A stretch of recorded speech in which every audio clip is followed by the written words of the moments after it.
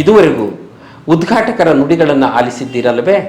ಕವಿಯೊಬ್ಬನಿಗೆ ಪ್ರೋತ್ಸಾಹದ ಹಂಬಲವಿರಬೇಕು ಮತ್ತು ಪ್ರೋತ್ಸಾಹಿಸಿ ಬೆನ್ನು ತಟ್ಟಿದರೆ ಮತ್ತಷ್ಟು ಜವಾಬ್ದಾರಿಯಿಂದ ಸಮಾಜಕ್ಕೆ ಒಳ್ಳೆಯ ಕೊಡುಗೆಗಳನ್ನು ಕೊಡಬಹುದು ಎನ್ನುವ ಮಾತುಗಳ ಮೂಲಕ ಕವಿ ಮಿತ್ರರನ್ನು ಪ್ರೋತ್ಸಾಹಿಸಿದಂಥ ಲೋಕೇಶ್ ಅಗಸನಕಟ್ಟೆಯವರ ಮಾತುಗಳ ನಂತರದಲ್ಲಿ ನಾವೀಗ ಮುಂದಿನ ಸಂಚಿಕೆಯಲ್ಲಿ ಈ ಕಾರ್ಯಕ್ರಮದ ಅಧ್ಯಕ್ಷರು ಮತ್ತು ಸಂಘಟಕರ ನುಡಿಗಳನ್ನು ಮೂವರು ಬಸವಣ್ಣನವರ ಮಧ್ಯೆ ನಾನೊಬ್ಬ ಪರಮೇಶ್ವರ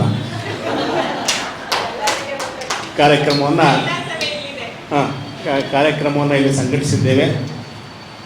ಇನ್ನು ಬಹಳಷ್ಟು ಜನ ಕವಿಗಳು ಬರಬೇಕಾಗಿತ್ತು. ಇದು ಭಾನುವಾರದ ಒಂದು ಪ್ರಭಾವ ಏನೋ ಗೊತ್ತಿಲ್ಲ. ಒಟ್ಟಾರೆ ಒಂದು ಒಳ್ಳೆಯ ಕಾರ್ಯಕ್ರಮ ಇಲ್ಲಿ ಸಂಘಟನೆ ಮಾಡಿದ್ದೀವಿ ಅಂತಕ್ಕಂಥ ಖುಷಿ ನಮಗಿದೆ. ಏನಿಲ್ಲ, ಒಂದಿಷ್ಟು ಪ್ರಕಟಣೆ ಇಷ್ಟೇ. ಭಾಗ 2 ಪ್ರಾರಂಭಿಸ್ತೀವಿ. ನನಗೆ ನಿಮ್ಮ ಸ್ನೇಹಿತರು, ಬಟ್ ಒಂದು ಅವರು ಕೋಟೆನಾಡಿನವರೇ ಆಗಿರಬೇಕು.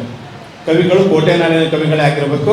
ಅವರು ವಾಸ ಬೆಂಗಳೂರಲ್ಲಿದ್ದರೂ ಪರವಾಗಿಲ್ಲ, ಅವರು ಚಿತ್ರದುರ್ಗದವರೇ ಆಗಿದ್ದರೆ ಅವರು ಇಲ್ಲಿ ಬಂದು ಭಾಗ 2ರಲ್ಲಿ ತಮ್ಮ ಸಂದರ್ಶನವನ್ನು ಕೊಡತಕ್ಕಂಥವರು ನನ್ನನ್ನು ಸಂಪರ್ಕಿಸಬಹುದು. ಆಮೇಲೆ ಹೊಸ ಹೊಸ ಕಾರ್ಯಕ್ರಮಗಳನ್ನು ಮಾಡಬೇಕು ಅನ್ನೋ ಉತ್ಸಾಹ ನಮಗಿದೆ. ನಿಮ್ಮ ಸಲಹೆಗೆ ಸದಾ ಸ್ವಾಗತ ಇರ್ತದೆ. ಈಗ ನನ್ನದು ಒಂದು ಕವನವನ್ನು ಓದಿ ಈ ಕಾರ್ಯಕ್ರಮ ಮಾಡಲಿಕ್ಕೆ ಒಂದಿಷ್ಟು ಜನ ದಾನಿಗಳು ಮುಂದೆ ಬಂದ್ದಾರೆ. ಅವರಿಗೆ ಇಲ್ಲಿ ಗೌರವ ಸಮರ್ಪಣೆ ಕೂಡ ಇರುತ್ತೆ. ನನ್ನ ಕವನದ ಶೀರ್ಷಿಕೆ ಶೂನ್ಯ ದೃಷ್ಟಿ. ಇದು KS ನರಸಿಂಹಸ್ವಾಮಿ ಅವರ ಮೆಚ್ಚಿನ ಕವಿತೆ. ಅಂದರೆ ತುಷಾರ ಪತ್ರಿಕೆಯಲ್ಲಿ KSN ಆಯ್ಕೆ ಕವನ ಅಂತ ಬರ್ತಾ ಇದ್ವು. ಅದರಲ್ಲಿ ಆಯ್ಕೆಯಾಗಿರ್ತಕ್ಕಂಥ ನನ್ನ ಕವನವನ್ನು ಇಲ್ಲಿ ಓದ್ತಾ ಇದ್ದೀನಿ. ಒಮ್ಮೊಮ್ಮೆ ಶೂನ್ಯ ದೃಷ್ಟಿಯಲ್ಲೂ ಏನೇನೋ ಕಾಡುತ್ತದೆ. ಒಮ್ಮೊಮ್ಮೆ ಶೂನ್ಯ ದೃಷ್ಟಿಯಲ್ಲೂ ಏನೇನೋ ಕಾಡುತ್ತದೆ. ಕಳೆದು ಗೂಟಕ್ಕೆ ನೇತು ಹಾಕಿದ ಬಟ್ಟೆಗಳು ರಾತ್ರಿಯೆಲ್ಲ ಸಂಚರಿಸಿದಂತಾಗುತ್ತದೆ. ಉರವಲಿಗೆಂದು ಗೋಡೆಗೆ ತಟ್ಟಿದ ಬೆರಣಿಗಳು ಉದುರಿ ನೆಲಕ್ಕೆ ಬಿದ್ದು ತಾವಿದ್ದ ಸ್ಥಳದಲ್ಲಿ ನಮ್ಮ ಸ್ಥಿತಿಯನ್ನು ತೋರಿ ನಕ್ಕಂತಾಗುತ್ತದೆ. ಉರುವಲಿಗೆಂದು ಗೋಡೆಗೆ ತಟ್ಟಿದ ಬೆರಣಿಗಳು ಉದುರಿ ನೆಲಕ್ಕೆ ಬಿದ್ದು ತಾವಿದ್ದ ಸ್ಥಳದಲ್ಲಿ ನಮ್ಮ ಸ್ಥಿತಿಯನ್ನು ತೋರಿ ನಕ್ಕಂತಾಗುತ್ತದೆ. ನಾವೇ ಮುಚ್ಚಿದ ತೂತುಗಳು ನಮ್ಮನ್ನು ಹೂತು ಹಾಕುವಂತೆ ಭಾಸವಾಗುತ್ತದೆ. ನಮಸ್ಕಾರ ಆದ್ಮೇಲೆ ಈ ಕಾರ್ಯಕ್ರಮವನ್ನು ನಾವು ಮಾಡ್ತೀವಿ ಅಂತ ವಾಟ್ಸಪ್ ಗ್ರೂಪ್ಗೆ ಹಾಕಿದಾಗ ಹಾಕಿದ 5-10 ನಿಮಿಷಗಳಲ್ಲೇ ನಮಗೆ ಒಳ್ಳೆ ರೆಸ್ಪಾಂಡ್ ಬಂದ್ಬಿಡ್ತು. ಭಾಳ ಖುಷಿಯಾಯ್ತು ನನಗೆ. ಇದು ಸಹಕಾರ ತತ್ವದಡಿಯಲ್ಲಿ ಕಾರ್ಯಕ್ರಮ ಮಾಡೋಣ. ಈಗ ನಮ್ಮ ಚಳ್ಳಕೆರೆ ಬಸವರಾಜ್ ನ್ಯೂಸ್ ಪೋರ್ಟಲ್ನಲ್ಲಿ ಸಂದರ್ಶನ ಮಾಡ್ತಾರೆ, ಅವರಿಗೆ ಯಾವುದೇ ರೀತಿಯ ಆದಾಯ ಇಲ್ಲ. ಹುರುಳಿ ಬಸವರಾಜ್ ಸಂದರ್ಶನ ಮಾಡ್ತಾರೆ, ಅವ್ರಿಗೂ ಯಾವ ರೀತಿಯ ಸಂಭಾವನೆ ಇಲ್ಲ, ಓನ್ಲಿ ಸದ್ಭಾವನೆ. ಗೌರವ ಧನವಿಲ್ಲ, ಗೌರವ ಮಾತ್ರ ಕೊಡ್ತಕ್ಕಂಥದ್ದು. ಇನ್ನು ನಾವು ಸಂಘಟಕರು ಕವಿಗಳನ್ನು ಹುಡುಗನ್ನು ಕರ್ಕೊಂಬರ್ತಕ್ಕಂಥ ಕೆಲಸ ನಂದು. ನಮಗೆ ಯಾವುದೇ ರೀತಿಯ ಸಂಭಾವನೆ ಆರ್ಥಿಕ ನೆರವು ಇರಲಿಲ್ಲ. ಇದನ್ನು ನಾವು ಸಹಕಾರ ತತ್ವದಲ್ಲಿ ಮಾಡೋಣ ಅಂತ ಹೇಳಿದಾಗ ಅಲ್ಲಿ ಕಾಣತಕ್ಕಂಥ ಬ್ಯಾನರ್ ಪುಷ್ಪವಲ್ಲಿ ಮೇಡಮ್ ಅವರು ಬ್ಯಾನರ್ ಮಾಡಲಿಕ್ಕೆ ನಮಗೆ ಸಹಾಯ ಮಾಡಿದರೆ ದಯವಿಟ್ಟು ಅವರು ವೇದಿಕೆಗೆ ಬರಬೇಕು. 5 ಜನಕ್ಕೂ ಒಂದು ಗೌರವ ಸಮರ್ಪಣೆಯನ್ನು ಇಲ್ಲಿ ಮಾಡ್ತಾ ಇದ್ದೀವಿ. ಡಾಕ್ಟರ್ ಗೌರಮ್ಮ ಅವರು ಅನ್ನದಾನ ಮಾಡ್ತೀನಿ ಅಂತ ಅನ್ನದಾನಕ್ಕೆ ಮುಂದೆ ಬಂದಿದ್ದಾರೆ. ದಯವಿಟ್ಟು ಅವರು ವೇದಿಕೆಗೆ ಆಗಮಿಸಬೇಕು. ಶ್ರೀಮತಿ ಚಾಂದನಿ ಖಾಲಿದ್ ಮೇಡಮ್ ಅವರು ಬರೀ ಅನ್ನದಾನ ಬೇಡ, ಬಹಳ ಒಳ್ಳೆ ಕಾರ್ಯಕ್ರಮ ಮಾಡ್ತಾ ಇದ್ದೀರಿ, ನಾನು ಸಿಹಿ ವಿತರಣೆ ಮಾಡ್ತೀನಿ ಅಂತ ಅವರು ಮುಂದೆ ಬಂದಿದ್ದಾರೆ. ದಯವಿಟ್ಟು ಅವರು ವೇದಿಕೆಗೆ ಬರಬೇಕು. ಆಮೇಲೆ ನಿಮಗೆಲ್ಲ ಕವಿತೆ ಓದಿದ ಮೇಲೆ ಸುಂದರವಾದ ಸರ್ಟಿಫಿಕೇಟ್ ನಿಮ್ ಕೈ ಸೇರ್ತಾ ಇದೆ. ಅದನ್ನು ಮಾಡಲಿಕ್ಕೆ ಸಹಾಯ ಮಾಡಿದವರು ಶ್ರೀಮತಿ ಸುಮಾ ರಾಜಶೇಖರ್. ದಯವಿಟ್ಟು ಅವರು ವೇದಿಕೆಗೆ ಆಗಮಿಸಬೇಕು. ಇನ್ನು ಮೀರಾ ನಾಡಿಗ್ ಅವರು 2,000 ರೂಪಾಯಿಯನ್ನ ಸಹಾಯಧನ ಕೊಟ್ಟಿದ್ದಾರೆ, ಅವರು ಬರಬೇಕು. ಸಿದ್ದವನಹಳ್ಳಿ ವೀರೇಶ್ ಅವರು ಕೂಡ 2,000 ರೂಪಾಯಿ ಕೊಟ್ಟಿದ್ದಾರೆ. ದಯವಿಟ್ಟು ಅವರು ವೇದಿಕೆಗೆ ಬಂದು ಕೆಲವು ನಿಮಿಷಗಳಲ್ಲಿ ನಮ್ಮ ಗೌರವ ಸಮರ್ಪಣೆಯನ್ನ ಸ್ವೀಕರಿಸಬೇಕಂತ ಕೇಳ್ತಾ ಇದ್ದೀನಿ. ಇನ್ನು ನಮ್ಮ ಈ ಹಾಲಿನ ಬಾಡಿಗೆ ವ್ಯವಸ್ಥೆಯನ್ನ ದಯಾ ಪುತ್ತೂರ್ಕರ್ ಅವರು ಮಾಡಿದ್ದಾರೆ. ಅವರಿಗೆ ಪರೋಕ್ಷವಾಗಿ ಗೌರವವನ್ನು ಸಲ್ಲಿಸ್ತೇವೆ. ಒಂದ್ಸಾರಿ ಅವರನ್ನ ಸ್ಟುಡಿಯೋಗೆ ಕರೆದು ಸನ್ಮಾನವನ್ನು ಕೂಡ ಮಾಡುತ್ತೇವೆ. ಈಗ ಗೌರವ ಸಮರ್ಪಣೆ.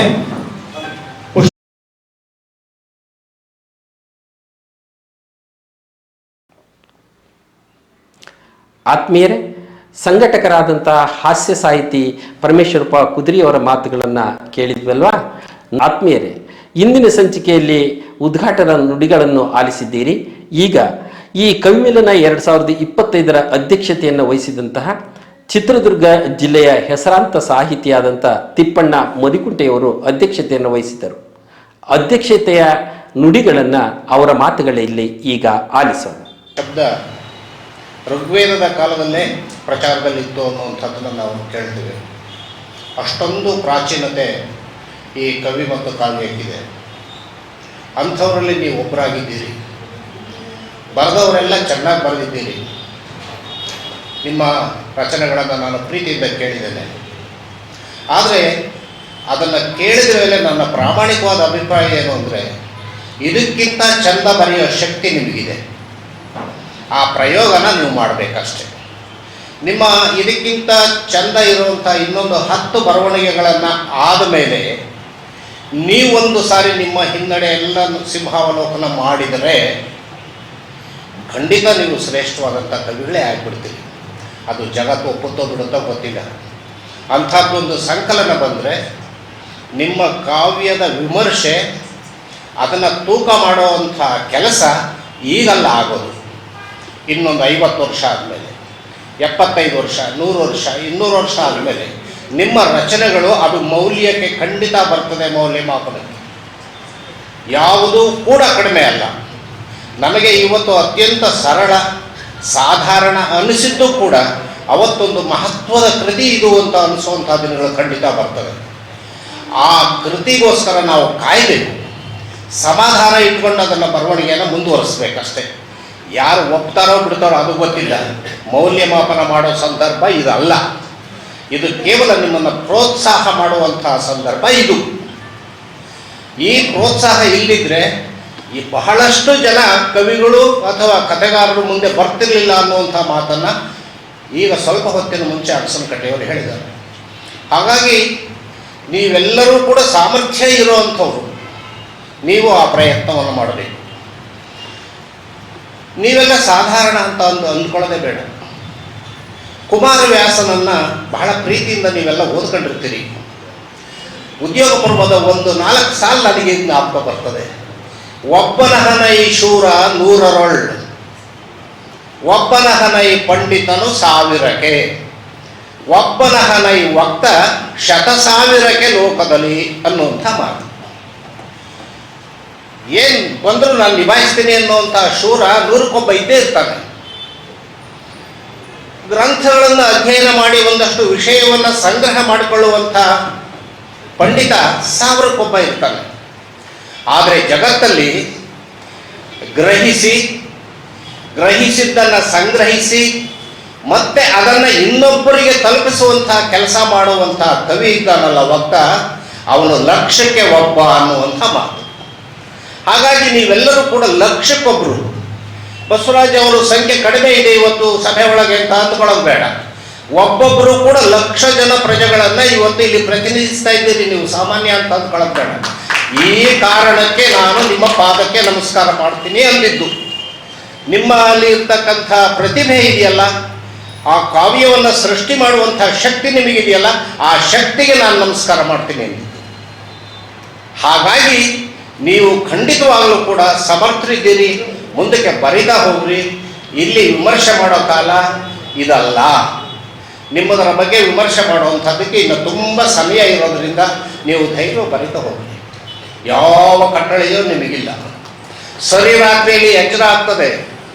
ರಾತ್ರಿ 10-11 ಗಂಟೆ ಆಗಿರ್ತದೆ. 1 ಗಂಟೆ ಮಲಗಿದ ಮೇಲೆ ಇದೊಂದು ಸಾಲು ಅಲ್ಲಿ ಒಂದು ಕಡೆ ನಾನು ಪಾಯಿಂಟು ಟಿಪ್ಪಣಿ ಮಾಡಬೇಕಾಗಿತ್ತು ಅಂತ ಅನ್ನಿಸ್ಬಿಡ್ತದೆ. ಬಿಡೋದು ಬೇಡ, ಮಾಡಿ. ಅದರ ಮೌಲ್ಯಮಾಪನ ಮುಂದೆ ಎಲ್ಲೋ ಒಂದು ದಿವಸ ನಡೀತದೆ. ಇಂಥದ್ದೊಂದು ಕೆಲಸಕ್ಕೆ ಚಾಲನೆ ಕೊಟ್ಟಿರುವಂಥ ಬಸವರಾಜನ್ನು ನಾವು ಬರೀಲಿಕ್ಕಾಗಲ್ಲ. ಬಸವರಾಜ್ ಅವರು ಮತ್ತು ಆ ತಂಡ ಅವ್ರು ಮಾಡ್ತಕ್ಕಂಥ ಶ್ರಮ, ಆ ಒಟ್ಟಾರೆ ನಿಮ್ಮ ಸಮಗ್ರ ಕೆಲಸವೂ ಕೂಡ ಮುಂದೆ ಎಲ್ಲೋ ಒಂದು ದಿವಸ ವಿಮರ್ಶೆಗೆ ಒಳಗಾಗ್ತದೆ. ನೀವು ಮಾಡಿದ ಕೆಲಸ ಸಾರ್ಥಕ ಆಗ್ತದೆ, ದಾಖಲಾಗ್ತದೆ. ಅದನ್ನು ನೀವು ಮರೆಯುವಂತಿಲ್ಲ. ಬಂಧುಗಳೇ, ನಾವೆಲ್ಲರೂ ಕೂಡ ಇವತ್ತು ಕವಿಗಳಿಗೆ ಇಷ್ಟೊಂದು ಮಹತ್ವ ಯಾಕೆ ಕೊಡಬೇಕು? ಅವರಲ್ಲಿರುವಂಥ ವಿಶೇಷ ಗುಣ ಯಾವುದು ಅಂತ ಹೇಳಿದರೆ, ನನಗನ್ಸೋದು, ಈಗ ಹಗಲಲ್ಲಿ ನಿಂತಿದ್ದೀನಿ ನಾನು, ನನಗೆ ನಿನ್ನೆ ರಾತ್ರಿ ಇದ್ದದ್ದು ಕತ್ಲಿಂದ ಬೆಳಕಿಗೆ ಬಂದಿದ್ದೀನಿ. ಈಗ ಮತ್ತೆ ಈಗ ಮನೆಗೆ ಹೋದ್ರೆ ನಾನು ಕತ್ಲಿಗೆ ಹೋಗ್ತೀನಿ. ನನಗೆ 2 ಕತ್ತಲು, ಮಧ್ಯೆ 1 ಬೆಳಕು ಮಾತ್ರ ಇದೆ ನನಗೆ, ಸಾಮಾನ್ಯನಿಗೆ. ಆದರೆ ನೀವು ಹಂಗಲ್ಲ. ನೀವು ಕಾವ್ಯ ಬರೆಯಲಿಕ್ಕೆ ರಾತ್ರಿ ಕೂತ್ಕೊಳ್ತೀರಿ, ಆ ಕತ್ಲಲ್ಲಿ ಹಾಗೆ ಒಬ್ಬರೇ ಯೋಚನೆ ಮಾಡ್ತೀರಿ. ಸ್ವಲ್ಪ ಹೊತ್ತಿನ ಮುಂಚೆ ಬೆಳಕಿತ್ತು, ಹಗಲು, ಮತ್ತೆ ಇನ್ನೊಂದು ಕೆಲವೇ ಗಂಟೆ ಕಳೆದ್ರೆ ಮತ್ತೊಂದು ಹಗಲು. 2 ಬೆಳಕಿನ ಮಧ್ಯೆ, 2 ಹಗಲಿನ ಮಧ್ಯೆ ನೀವು ಇರ್ತೀರಿ. ನಿಮಗೆ 2 ಹಗಲು ಒಂದೇ ಕತ್ತಲು, ನಮಗೆ 2 ಕತ್ತಲು ಮಧ್ಯೆ ನಮಗೆ ಒಂದೇ ಒಂದು ಬೆಳಕಷ್ಟೇ. ಸಾಮಾನ್ಯನಿಗೂ ಕವಿಗೂ ಇರುವಂಥ ವ್ಯತ್ಯಾಸ ಇನ್ಯಾವುದೂ ಇಲ್ಲ. ಹಾಗಾಗಿಯೇ ನೀವು ತುಂಬ ಮಹತ್ವವನ್ನು ಪಡಿತೀರಿ ಅಂತ. ನಿಮಗೆ ಗ್ರಹಿಕೆ ಗುಣ ವಿಶೇಷವಾಗಿರ್ತದೆ. ನಿಮಗೆ ತುಂಬ ಸೂಕ್ಷ್ಮವಾಗಿ ಗ್ರಹಿಸ್ತೀರಿ ನೀವು. ನಾನು ಹಳ್ಳಿಯವನು. ನಮ್ಮ ಹೊಲಕ್ಕೆ ಹೋದಾಗ ಒಂದು ಸಾರಿ 1-2 ವರ್ಷದ ಕೆಳಗಡೆ ಒಬ್ಬ ಕಾವಿ ಬಟ್ಟೆ ಹಾಕ್ಕೊಂಡಿರುವಂಥ ಒಬ್ಬ ಸನ್ಯಾಸಿ ನಮ್ಮ ಕಣಕ್ಕೆ ಬಂದರು. ಕಣದಲ್ಲಿ ಏನು ಮಾಡ್ತಿದ್ವಿ ಅಂದರೆ ಶೇಂಗಾ ಎಲ್ಲ ಬಿಡಿಸ್ತಾ ಇದ್ವಿ ನಾವು. ಆತ ಬಂದಿದ್ದು ಭಿಕ್ಷೆಗೆ. ನಾನು ತುಂಬ ಕುತೂಹಲದಿಂದ ಗ್ರಹಿಸಿದೆ, ಸ್ವಾಮಿ ನೀವು ಕಾವಿ ಹಾಕ್ಕೊಂಡಿದ್ದೀರಿ, ನಾವು ಬಣ್ಣದ ಬಟ್ಟೆ ಹಾಕ್ಕೊಳ್ತೀವಿ, ನಮಗೂ ನಿಮಗೂ ಏನು ವ್ಯತ್ಯಾಸ ಅಂತ ಕೇಳಿದೆ. ಅವ್ರು ಹೇಳಿದ್ರು, ಏನು ಅಂಥ ದೊಡ್ಡ ವ್ಯತ್ಯಾಸ ಇಲ್ಲಪ್ಪ, ಮನುಷ್ಯರಲ್ಲಿ 3 ಥರ ಇದೀವಿ ನಾವು, ನೊಣಗಳಲ್ಲಿ 3 ಥರ ಇದ್ದಾವೆ. ನೀನು ಜಾಣ ಇದ್ದಂಗೆ ಕಾಣ್ತೀಯ, ಗ್ರಹಿಸಿ ನೋಡು ಇದನ್ನು. ಯಾವ ಕಾಟನೂ ಕೊಡಲ್ಲ, ತನ್ನ ಪಾಡಿಗೆ ನಾನು ಒಂದು ದಪ್ಪನೆ ತಿಪ್ಪೆ, ನೊಣ ತಿಪ್ಪೆ ಸುಮ್ಮನೆ ಇರ್ತದೆ. ಅದು ಒಂದು ಜಾತಿ. ಅದು ಆ ತಿಪ್ಪೆ ನೊಣ ಊರೊಳಗೆ ಬರಲ್ಲ, ಮನೆ ಒಳಗೆ ಬರಲ್ಲ, ಏನೂ ಮಾಡಲ್ಲ ಅದು. ಇನ್ನೊಂದಿದೆ, ಜೇನು ನೊಣ ಇದೆ. ಅದು ಬಹಳ ಸೂಕ್ಷ್ಮ, ಪ್ರತಿಯೊಂದು ಹೂವಿಗೂ ಭೇಟಿ ಕೊಡ್ತದೆ. ಅನುಭವಿಗಳು ಹೇಳೋ ಪ್ರಕಾರ ಒಂದು ಹೂವು ಒಂದು ದಿವಸಕ್ಕೆ 4,000 ಹೂವುಗಳಿಂದ ಮಧುವನ್ನು ಸಂಗ್ರಹಿಸ್ತದೆ ಅಂತ ಹೇಳ್ತಾರೆ. ಆ ಹೂವಿನ ಕೋಮಲತೆಗೆ ಅದು ಅನ್ಯಾಯ ಮಾಡಲ್ಲ, ತೊಂದರೆ ಕೊಡಲ್ಲ. ಆ ಹೂವನ್ನು ಕೀಳಲ್ಲ, ಉದುರಿಸಲ್ಲ, ಅಲ್ಲಿನ ಮಧುವನ್ನು ಮಾತ್ರ ಸಂಗ್ರಹಿಸ್ತದೆ. ಅದು ಮನುಕುಲಕ್ಕೆ ಉಪಕಾರ ಆಗುವಂಥ ಕೆಲಸವನ್ನು ಮಾಡುತ್ತದೆ. ಅದು 2ನೇ ನೊಣ. ಇನ್ನೊಂದಿದೆಯಪ್ಪ, 3ನೇದು ಮನೆ ನೊಣ. ಅದು ಇರದ ಜಾಗವೇ ಇಲ್ಲ. ಅಲ್ಲೇನೋ ಒಂದು ಗಲೀಜು ಮಾಡಿದ್ರ ಅದ್ರ ಮೇಲೆ ನೊಣ ಬಂತು. ನಿಮ್ಮ ಮೈಯಲ್ಲೊಂದು ನೊಣ ಏನೋ ಗಾಯ ಆಯ್ತಾ ಅದ್ರ ಮೇಲೆ ಬಂತು. ಏನಾದರೂ ಸ್ವೀಟ್ ಮಾಡಿ ಮನೆಯಲ್ಲಿ ಊಟ ಮಾಡಬೇಕಾದ್ರೆ ಚೆಲ್ಲಿದ್ರೆ ಅದ್ರ ಮೇಲೆ ಬಂತು. ಮಕ್ಕಳು ಗಾಯ ಏನೋ ಕೆಟ್ಟದ್ದನ್ನು ಮಾಡಿದ್ರೆ ಅಲ್ಲಿ ಮಾಡ್ತು. ಇನ್ನೊಂದು ಗಲೀಜು ಮಾಡಿದ್ರ ಅಲ್ಲೂ ಬಂತು. ಇನ್ನೊಂದು ಫನಸಿಗೆ ಹೋಯ್ತು. ಅದು ಫನಸಲ್ಲೂ ಇರ್ತದೆ, ಒಳ್ಳೆಯ ಪದಾರ್ಥದ ಮೇಲೂ ಕೂತ್ಕೊಳ್ತದೆ, ಕೆಟ್ಟದ್ರ ಮೇಲೂ ಕೂತ್ಕೊಳ್ತದೆ. ಒಟ್ಟಾರೆ ಫಲಿತಾಂಶ ಇನ್ನೊಂದಕ್ಕೆ ಹಾನಿಯನ್ನೇ ಮಾಡುತ್ತೆ. ಅದು ಕುಂದು ಹೋದ ಜಾಗ ಯಾವತ್ತೂ ಸ್ವಚ್ಛ ಇರೋದಿಲ್ಲ, ಶರೀರಕ್ಕೆ ಹಾನಿಯನ್ನೇ ಮಾಡುತ್ತೆ. ಈ 3 ನೊಣ 3 ಮನುಷ್ಯರಪ್ಪ, ಅದರಲ್ಲಿ ನೀನು ಯಾವ ಜಾತಿಗೆ ಸೇರ್ತೀಯೋ ನೀನು ನೋಡ್ತಾ ಅಂದ್ಬಿಟ್ರು ಅವ್ರ ಸ್ವಾಮಿ. ಮನುಷ್ಯರಾಗ 3 ಥರ ಇದ್ದೀರಿ. ಊರಲ್ಲಿ ಕುಂತು ರಾಜಕೀಯ ಮಾಡ್ತೀರಿ, ಮನೆಗೆ ತಂದಿಡ್ತೀರಿ, ಅದನ್ನೇ ಕೋರ್ಟ್ ಮೆಟ್ಲು ಹತ್ತಿಸ್ತೀರಿ, ಸಂಸಾರ ಕೆಡಿಸ್ತೀರಿ. ಒಂಥರ ಜನ ಇದ್ದಾರೆ. ನನಗೇನೂ ಬೇಡಪ್ಪ, ನಾನಾಯಿತು, ನನ್ನ ಹೊಲ ಆಯಿತು ಅಂತ ಇಲ್ಲಿ ಕೆಲಸ ಮಾಡ್ತಾ ಇದ್ದಾರಲ್ಲ, ಅವರೊಂಥರ ಜನ ಇದ್ದಾರೆ. ಇನ್ನೊಬ್ಬರು ಉಪಕಾರಿಗಳಿದ್ದಾರೆ. ತನ್ನ ಎಷ್ಟು ಶ್ರಮವನ್ನು, ಇಲ್ಲಿ ಎಷ್ಟೊಂದು 5-6 ಹೆಸರು ಕೇಳಿದ್ರು, ಅದು ಸಣ್ಣದು ದೊಡ್ಡದು ಅಂತಲ್ಲ, ಆ ಮನಸ್ಸಿದೆಯಲ್ಲ ಇನ್ನೊಬ್ಬರಿಗೆ ದಾನ ಮಾಡುವಂಥದ್ದು, ಸಾರ್ಥಕವಾದ ಕೆಲಸದಲ್ಲಿ ನಾನು ಒಬ್ಬ ಭಾಗಿಯಾದೆ ಅನ್ನುವಂಥ ಸಂತೋಷ ಸಂಭ್ರಮ ಇದೆಯಲ್ಲ, ಅವರಂಥ ಗುಣ. 4 ಜನಕ್ಕೆ ಅದರಿಂದ ಒಳ್ಳೆಯದಾಗಲಿ, 4 ಜನಕ್ಕೆ ಸಾರ್ಥಕವಾಗಲಿ, ಅದು ಇನ್ನೊಬ್ಬರಿಗೆ ಪ್ರೇರಕವಾಗಲಿ ಅನ್ನುವಂಥ ಒಳ್ಳೆಯ ಗುಣ ಇಟ್ಕೊಂಡಿರುವಂಥ ಜನರು ಇರ್ತಾರೆ. ನೀನು ಯೋಚನೆ ಮಾಡು, ನಿನಗೆ ಅರ್ಥ ಆಗ್ತದೆ. ಹಾಗಾಗಿ ಈ 3 ಗುಂಪಲ್ಲಿ ನಾನು ಈ ಕವಿಗಳ ಗುಂಪನ್ನು, ಬರಹಗಾರರ ಗುಂಪನ್ನು ಜೇನು ನೊಣದ ಗುಂಪಿಗೆ ನಾನು ಸೇರಿಸ್ತೀನಿ. ನಾನು ಬಂಧುಗಳೇ, ನಾವೆಲ್ಲರೂ ಅಷ್ಟೇ ಅಂಥ ಸಾರ್ಥಕವಾದ ಕೆಲಸದಲ್ಲೇ ಇರಬೇಕು. ನಮ್ಮ ರಚನೆಗಳು ಶ್ರೇಷ್ಠವಾದವು ಅಂತ ನಾವು ಅಂದುಕೊಂಡೇ ಬರೀಬೇಕು. ನಮಗೆ ಕೀಳರ ಮೇಲಂತೂ ಬೇಡವೇ ಬೇಡ. ನಾನು ಹೇಳೋದು ಆ ಇನ್ಫೀರಿಯಾರಿಟಿ ಕಾಂಪ್ಲೆಕ್ಸ್ ಇದೆಯಲ್ಲ, ಅದು ಖಂಡಿತ ನಮ್ಮಲ್ಲಿ ಬರಬಾರ್ದು. ಹಾಗೆಯೇ ಸುಪೀರಿಯಾರಿಟಿ ಕಾಂಪ್ಲೆಕ್ಸು ಕೂಡ ಬೇಡ. ನಾನು ಶ್ರೇಷ್ಠ, ಇವರು ಗುರ್ಸಕ್ಕೆ ಬರಲಿ 2 ಜನಕ್ಕೆ ಅನ್ನೋದು ಬೇಡ. ನಾನು ಈಗಾಗಲೇ ಹೇಳಿದಂಗೆ ಮೌಲ್ಯಮಾಪನ ಮುಂದೆ. ನನಗೆ ಈ ಸಂದರ್ಭಕ್ಕೆ ಜರದನಹಳ್ಳಿ ಶಿವಶಂಕರ್ ಅವರ ಒಂದು ಪದ್ಯ ಜ್ಞಾಪಕ ಆಗ್ತದೆ. ಎಷ್ಟು 4 ಸಾಲಿನ ಪದ್ಯ ಅದು. ಒಂದು ಹನಿಗವಿದೆ. ಏರಿದರೆ ಏರಿದರೆ ಮಂಚ, ಗದ್ದುಗೆ, ಸಿಂಹಾಸನ. ಒಂದು 2 ಅಕ್ಷರದ್ದು, ಒಂದು 3 ಅಕ್ಷರದ್ದು, ಒಂದು 4 ಅಕ್ಷರದ್ದು. ಏರಿದರೆ ಮಂಚ, ಗದ್ದುಗೆ, ಸಿಂಹಾಸನ. ಜಾರಿದರೆ ಗೋರಿ, ಸಮಾಧಿ, ಬೃಂದಾವನ. ಅದು 2, 3, 4 ಅಕ್ಷರ. ಇದಕ್ಕಿಂತ ಮನುಷ್ಯನ ಬದುಕನ್ನು ವರ್ಣನೆ ಮಾಡಲಿಕ್ಕೆ ಹೇಗೆ ಸಾಧ್ಯ? ಏರಿದರೆ ಮತ್ತು ಜಾರಿದರೆ. ನಾವು ಹೆಚ್ಚು ಅಂದರೂ ಕೂಡ 2-3 ಅಡಿಗಿಂತ ಮೇಲೆ ಹೋಗೋಕ್ಕೆ ಸಾಧ್ಯ ಇಲ್ಲ. ನಾವು ಏನೇ ಪಾಪ ಪುಣ್ಯ ಮಾಡಿದರೂ ಕೂಡ 2-3 ಅಡಿಗಿಂತ ಕೆಳಗೆ ಹೋಗೋದಕ್ಕೆ ಸಾಧ್ಯನೇ ಇಲ್ಲ. ಅಷ್ಟೇ ನಮ್ಮ ಬದುಕು. ಈ ಕವಿತೆ ನನಗೆ ಯಾಕೆ ಇಷ್ಟ ಆಗ್ತದೆ ಅಂತ ಹೇಳಿದರೆ, ಸಮಗ್ರವನ್ನು ಏನೋ ಒಂದು ಅವರ ಮನಸ್ಸಲ್ಲಿ ಇದ್ದದ್ದನ್ನು ನಮಗೆ ಅರ್ಥ ಆಗೋ ಥರ, ಮನಸ್ಸಲ್ಲಿ ಅದು ಸಂಗ್ರಹವಾಗಿ ಉಳಿಯೋ ಥರ ಕಟ್ಟಿಕೊಡ್ತಾರಲ್ಲ, ಅದು ನನಗಿಷ್ಟ ಆಗ್ತದೆ. 16 ವರ್ಷ ನೆರಳಾಗಿ ನಿಂತ ಮರ, 16 ವರ್ಷ ನೆರಳಾಗಿ ನಿಂತ ಮರ, ನೆರಳಾಗಿ 16 ವರ್ಷ ನೆರಳಾಗಿ ನಿಂತ ಮರ ಕರೆಕ್ಟಲ್ಲಿ ತೊಲೆಯಾಗಿ ಉಳಿದಿತ್ತು 100 ವರ್ಷ. 100 ವರ್ಷ ಆಳಿದ ಅರಸ ಹೆಣವಾಗಿ ಉಳಿಯಲಿಲ್ಲ 3 ದಿವಸ. ಈ ಹನಿಕವಿತೆಗಳು ನನಗೆ ಬಹಳ ಇಷ್ಟ ಆಗ್ತವೆ. ಆ ಥರದಲ್ಲಿ ನಮ್ಮಲ್ಲಿ ಬಹಳ ಜನ ಇಲ್ಲಿದ್ದೀರಿ, ನಮ್ಮಲ್ಲೆಲ್ಲ ಜಗನ್ನಾಥ ಆಗ್ತವರು ಬೇಕಾದಷ್ಟು 100 ಸಾವಿರಾರು ಸಂಗ್ರಹಗಳ ಅವ್ರ ಹತ್ರ ಇದ್ದಾವೆ ಅಂತ ನಾನು ಅಂದ್ಕೊಳ್ತೀನಿ. ಆ ಥರದ ರಚನೆಗಳು ಕೂಡ ಬೇಕು, ಎಲ್ಲ ಸಂಪ್ರದಾಯಬದ್ಧವಾಗಿ ಬರೆದಂಥವು ಬೇಕು, ಎಲ್ಲವೂ ಬೇಕು. ಜೊತೆಗೆ ನಾವು ಕವಿಗಳು ಅನಿಸ್ಕೊಂಡಿರೋರು ನಮಗೆ ನಾವೇ ಸ್ವಯಂ ಕೆಲವು ನಿರ್ಬಂಧಗಳನ್ನು ಹಾಕಬೇಕಾಗ್ತದೆ.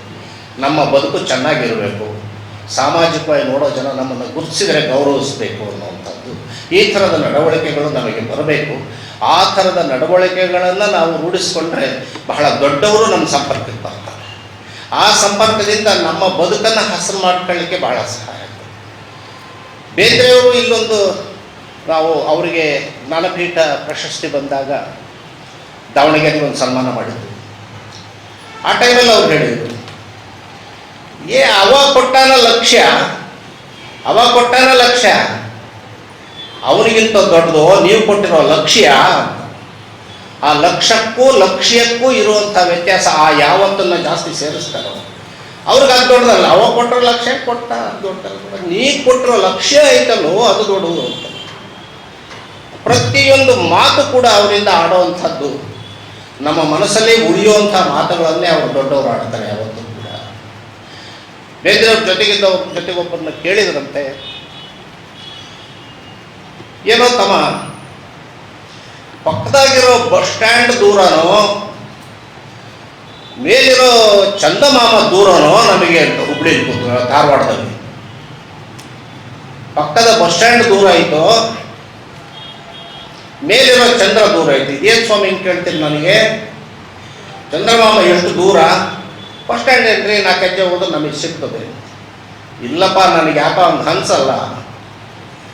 ಬಸ್ ಸ್ಟ್ಯಾಂಡಲ್ಲಿ ಅಷ್ಟು ಸುತ್ತಿದ್ರೂ ಕೂಡ ನಮಗೆ ಹೃದಯಕ್ಕೆ ಹತ್ರ ಆಗೋರು ಯಾರು ಸಿಗೋದೇ ಇಲ್ಲಲ್ವೋ. ಆದ್ರೆ ಆ ಚಂದಮಾಮ ಇದ್ದಾರಲ್ಲ, ನಾನು ಎಷ್ಟೊತ್ತು ಕುಂತರೂ ಮಾತಾಡ್ತಾನೆ, ನನ್ನ ಜೊತೆಗೆ ಇರ್ತಾನೆ, ಆ ತಂಪನೆ ವಾತಾವರಣದಲ್ಲಿ ನನ್ನ ಸಹವಾಸದಲ್ಲೇ ಕಾಲ ಕಳೀತಾನೆ. ಸಹಜವಾಗಿ ನಮ್ಮ ಬದುಕಲ್ಲಿ ಆಡುವಂಥ ಎಲ್ಲ ಮಾತನ್ನು ಕೂಡ ನಾವು ಅಲ್ಲೊಂದಷ್ಟು ಇಟ್ಟು ನೋಡಬೇಕಾಗ್ತದೆ ಅನ್ನೋ ಅರ್ಥದಲ್ಲಿ ಅವರು ಮಾತಾಡ್ತಾರೆ. ಒಂದು ವೇಳೆ ಸಾಕಷ್ಟು ಸಮಯ ಆಗಿದೆ, ನಿಮ್ಮ ಜೊತೆ ಹೆಚ್ಚು ಭಾವನೆಗಳನ್ನು ನಾನು ಹಳ್ಳಿಯಿಂದ ಬಂದಿರೋದು ಹಂಚ್ಕೋಬೇಕು ಅಂತ ಅನಿಸಿದರೂ ಕೂಡ ನಮ್ಮೆಲ್ಲರ ಬದುಕುಗಳು ಕೂಡ ತುಂಬ ಭಿನ್ನವಾಗಿದ್ದಾವೆ. ಯಾರ್ಯಾರಿಗೇನು ಸಮಯದ ಆ ಥರ ಇದೆಯೋ ನನಗೆ ಗೊತ್ತಿಲ್ಲ. ಆದರೆ ಬದುಕಲ್ಲಿ ಮಾತ್ರ ದೇವರು ನಮ್ಮ ಬದುಕಿಗೆ ಒಬ್ಬೊಬ್ಬರಿಗೆ ಒಂದೊಂದು ರೀತಿಯನ್ನು ನಮಗೆ ಕೊಟ್ಬಿಟ್ಟಿದ್ದಾರೆ. ನಾವು ನಮ್ಮ ಬದುಕನ್ನು ಹಂಚ್ಕೊಂಡೇ ಬದುಕಬೇಕು. ನಮ್ಮ ತೂಕಕ್ಕೆ ನಾವು ಪಡೆದದ್ದೇನು ಅನ್ನೋವಂಥದ್ದೇ ಲೆಕ್ಕ ಆಗ್ತದೆ. ನೋಡಿ, ನೇರಳೆ ಮರ ಅಷ್ಟು ದೊಡ್ಡದಿದ್ರೂ ಕೂಡ ನಮ್ಮ ಹಸಿವನ್ನು ನೀಗಿಸಲ್ಲ. ಅದು ಇಷ್ಟು ಸಣ್ಣ ಒಂದೊಂದು ಹೆಬ್ಬೆಟ್ಟಿನ ಗಾತ್ರದ ಒಂದು ಹಣ್ಣನ್ನು ಮಾತ್ರ ಕೊಡಬಲ್ಲದು. ಆದರೆ ನೆಟ್ಟಿಗೆ ಎದ್ದು ನಿಲ್ಲೋದಕ್ಕೂ ತ್ರಾಣ ಇಲ್ಲದೆ ಇರುವಂಥ ಕಲ್ಲಂಗಡಿ ಬಳ್ಳಿ ನಮ್ಮ ಬೇಸಿಗೆಯಲ್ಲಿ ಹೊಟ್ಟೆ ತಂಪು ಮಾಡುವಂಥ ಎಷ್ಟು ಗಾತ್ರದ ಹಣ್ಣನ್ನು ಕೊಡಬಹುದು. ಹಾಗೆ ನಮ್ಮ ಬದುಕಲ್ಲೂ ಕೂಡ ನಮ್ಮಿಂದ ಕೊಡುಗೆ ಸಮಾಜಕ್ಕೆ ಅದು ಸಣ್ಣದು ದೊಡ್ಡದು ಅನ್ನೋ ಭೇದ ಇರೋದಿಲ್ಲ. ಇಂಥ ಎಲ್ಲ ವಿಷಯಗಳನ್ನು ಚರ್ಚೆ ಮಾಡೋದಕ್ಕೆ ನಾವಿಲ್ಲಿ ಸೇರಿದ್ದಾಗ ನಮಗೆ ಸಮಯ ಹೋಗಿದ್ದೇ ಗೊತ್ತಾಗಲ್ಲ. ನಾವೆಲ್ಲರೂ ಕೂಡ ಇಲ್ಲಿ ಸಾರ್ಥಕವಾದ ಕ್ಷಣಕ್ಕೆ ಸೇರಿದ್ದೀವಿ ಅಂತ ನಾವು ಅಂದ್ಕೊಳ್ತೀವಿ. ಸರ್ವಜ್ಞ ಹೇಳ್ತಾನೆ, ಮನುಷ್ಯನಿಗೆ ಎರಡು ಕಾಲು ಅಂತ. ಎರಡೇ ಕಾಲು, ಅದು ಅವನು ಹೇಳಿದ್ದು ಗೊತ್ತು, ನಮಗೂ ಗೊತ್ತು. ಆದರೆ ಬರಿಗಾಲಲ್ಲಿ ನಡಿಬಾರ್ದು ಅನ್ನೋದು ಅವನ ಉದ್ದೇಶ ಇತ್ತು.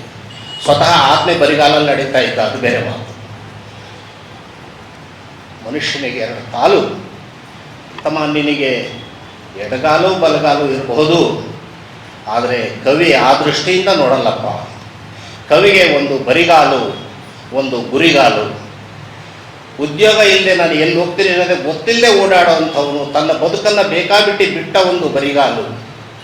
ಆದರೆ ತನ್ನ ಬದುಕಿಗೆ ಒಂದು ಗುರಿಯನ್ನಿಟ್ಟವನು, ಒಂದು ಉದ್ದೇಶವನ್ನು ಇಟ್ಕೊಂಡವನು, ಸಾರ್ಥಕವಾದ ನಡಿಗೆಯನ್ನು ನಡೆಯುವಂಥವನು ನಡೀತಾನಲ್ಲ, ಅದು ಯಾವತ್ತೂ ಕೂಡ ಗುರಿಗಾಲು.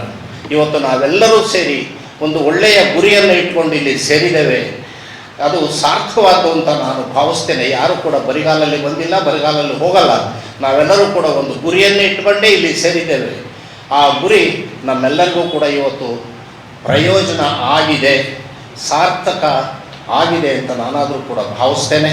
ಇನ್ನೊಮ್ಮೆ ಇಂಥ ಅವಕಾಶ ಬಂದಾಗ ನಾವೆಲ್ಲರೂ ಸೇರೋಣ, ಇನ್ನೊಂದು ಅರ್ಧ ಗಂಟೆ ಹೆಚ್ಚು ಮಾತಾಡೋಣ ಅಂಥ ಅವಕಾಶ ನಮಗೂ ನಿಮಗೂ ಸಿಗಲಿ ಅಂಥೇಳಿ ನನ್ನ ಮಾತನ್ನು ಮುಗಿಸ್ತೇನೆ. ನಿಮ್ಮೆಲ್ಲರಿಗೂ ಕೂಡ ನನ್ನ ಅನಂತ ನಮಸ್ಕಾರಗಳು. ನಿಮ್ಮ ಪಾದಕ್ಕೆ ಮತ್ತೊಮ್ಮೆ ನನ್ನ ನಮಸ್ಕಾರಗಳು. ಇದುವರೆಗೂ ಅಧ್ಯಕ್ಷರ ನುಡಿಗಳನ್ನು ಆಲಿಸಿದ್ದೇವೆ. ಅಧ್ಯಕ್ಷರ ಸರಳತೆ, ಸಂಯಮ ಮತ್ತು ಸರಳ ಮಾರ್ಗದರ್ಶನ ಹಿರಿಕಿರಿಯರಿಗೆ ಅತ್ಯಂತ ಆಪ್ಯಾಯಮಾನವಾಗಿ ಹಿತವೆನಿಸುವಂತಿತ್ತು. ಅವರ ಮಾತುಗಳು ಮತ್ತು ಅವರ ಬದುಕು ಇತರರಿಗೆ ಸ್ಫೂರ್ತಿಯಾಗುವಂತಿತ್ತು. ಈ ಕಾರ್ಯಕ್ರಮದಲ್ಲಿ ವೇದಿಕೆಯಲ್ಲಿ ಆಸೀನರಾಗಿದ್ದಂಥವರಲ್ಲಿ ಇದರ ಸಂದರ್ಶಕರಾದಂತಹ ಉರುಳಿ ಎಂ ಬಸವರಾಜರವರು, ಅವರು ಕಾರ್ಯಕ್ರಮವನ್ನು ಉದ್ದೇಶಿಸಿ ಕವಿ ಮಿತ್ರರಿಗೆ ಕಿವಿಮಾತುಗಳನ್ನು ಹೇಳಿದರು. ಕಾರ್ಯಕ್ರಮದ ಆರಂಭದಿಂದ ಇಲ್ಲಿಯವರೆಗೆ ನಿರೂಪಣೆಯನ್ನು ಮಾಡಿದವರು ಮಹೇಶ್ ಅಂತೇಳಿ, ಅವರೂ ಸಹ ಕಾರ್ಯಕ್ರಮದಲ್ಲಿ ಅಚ್ಚುಕಟ್ಟಾಗಿ ನಿರ್ವಹಣೆಯನ್ನು ಮಾಡಿದರು. ಚಿತ್ರದುರ್ಗ ಜಿಲ್ಲೆಯ ನಾನಾ ಭಾಗಗಳಿಂದ ಬಂದಂತಹ ಅನೇಕ ಕವಿ ಮಿತ್ರರು ಈ ಕಾರ್ಯಕ್ರಮದಲ್ಲಿ ಪಾಲ್ಗೊಂಡಿದ್ದರು. ಹಾಗೆಯೇ ಕಾರ್ಯಕ್ರಮದ ಯಶಸ್ಸಿಗೆ ಕೈ ಜೋಡಿಸಿದಂಥ 5 ಜನ ಸಾಹಿತಿಗಳನ್ನು ನಾವು ಕಾರ್ಯಕ್ರಮದಲ್ಲಿ ಗೌರವಿಸಲಾಯಿತು. ಈ ಕಾರ್ಯಕ್ರಮಕ್ಕೆ ಪರೋಕ್ಷವಾಗಿ ಬೆಂಬಲವನ್ನು ಸೂಚಿಸಿ ಈ ಕಾರ್ಯಕ್ರಮ ಯಶಸ್ವಿಯಾಗಿ ನಡೆಯೋದಕ್ಕೆ ಚಿನ್ಮಲಾದ್ರಿ ಸಾಹಿತ್ಯ ವೇದಿಕೆಯ ಸಂಸ್ಥಾಪಕ ಅಧ್ಯಕ್ಷರಾದಂತಹ ದಯಾ ಪುತ್ತೂರ್ಕರ್ ಅವರನ್ನು ಈ ಸಂದರ್ಭದಲ್ಲಿ ಅಭಿಮಾನದಿಂದ ಸ್ವಾಗತಿಸುತ್ತಾ ಮತ್ತು ಅವರಿಗೆ ವಂದನೆಗಳನ್ನು ಸಲ್ಲಿಸುತ್ತಾ ಮತ್ತೆ ಮುಂದಿನ ಸಂಚಿಕೆಯಲ್ಲಿ ಭೇಟಿಯಾಗೋಣ. ಧನ್ಯವಾದ.